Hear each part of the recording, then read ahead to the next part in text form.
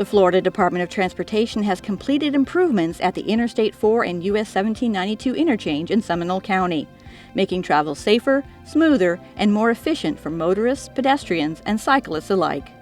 Crews realign the eastbound I-4 exit ramp to US 1792 to improve sight distance, giving drivers a clearer view of pedestrians, cyclists, and oncoming traffic.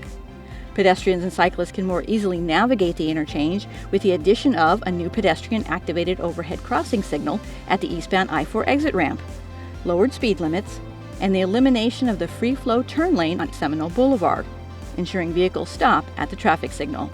Additional turn lanes and a new auxiliary lane on eastbound US 1792 between the westbound I-4 exit ramp and Monroe Road help ease congestion and improve efficiency at this busy interchange.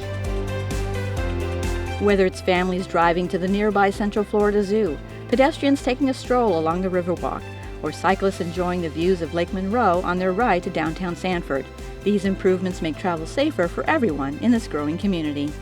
Construction started in the fall of 2023 and was completed in March of 2025. For more information on this completed project, visit i4beyond.com/US 1792.